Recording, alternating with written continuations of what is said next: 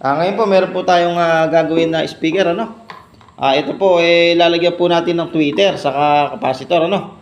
Ito pong ating ilalagay na tweeter 100 watts 8 ohms. Ayan oh. Nakita niyo po. Ito po in-order ko lang po ito online ano. At ang itong ilalagay po nating capacitor, ang tawag po dito non-polar capacitor. Magkaiba po yung ating mylar capacitor ano. Ito po non-polar capacitor po ito. Kapansin-pansin niyo po wala po siyang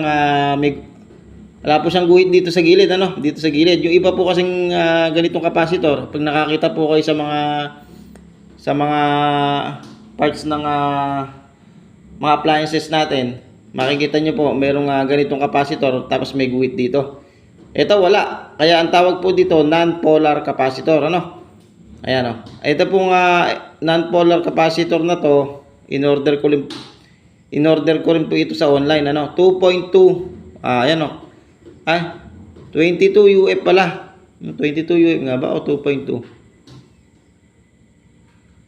2.2. Oo, 2.2. Ayan oh, sorry hindi ba nakikita? Ayan oh, 2.2. 2.2 UF 100 volts.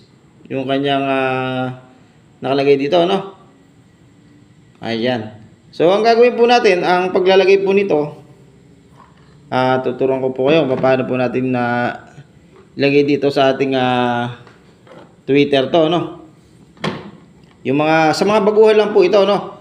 Sa mga baguhan, pero sa mga talagang alam na yung mga ganito, basic na sa inyo to at ito sa mga baguhan lamang ano. Yung mga hindi marunong mag-connect dito, yung mga nung pala magko-connect ng ganitong non-polar capacitor sa tweeter no, sa tweeter. Ayan no. So ang gagawin po natin, hahanapin po natin yung positive dito. Ayun no, makikita niyo po ito. Ito po yung positive niya. So gagawin po natin, dito po natin i-connect yan sa positive. Yung ating non-polar capacitor kung tawagin. Ayan. Tapos ang gagawin po natin, hihinangin po natin siya para hindi po siya magalaw ano. Hihinangin po natin. So ayan. Tapos pagkayari po natin hinangin, lalagyan po natin ng wire. I-connect po natin doon sa positive na wire. So hinangin na po natin ano. Ayan po. Kita-kita niyo po, nahinang na po natin ano. So ito pong non-polar capacitor po natin, wala po siyang baliktaran ano.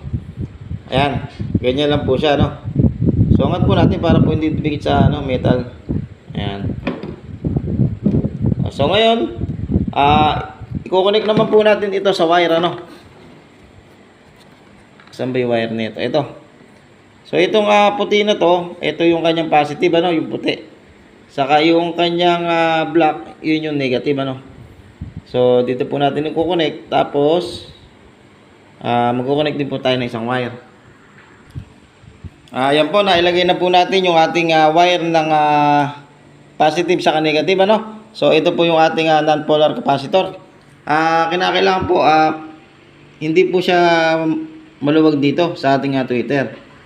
So ganun lamang po ano yung inyong gagawin sa pagkakabit ng non-polar capacitor dito sa ating tweeter. So pwede rin po sa ating sa speaker ano. Ganun din po yung gagawin nyo, yung positive. Dito lang po kayo magkakabit sa positive ano. Hindi po kayo magkakabit dito sa negative, puro dito sa positive. Kamukha po ng ating ginawa doon sa na to, sa tweeter na to no.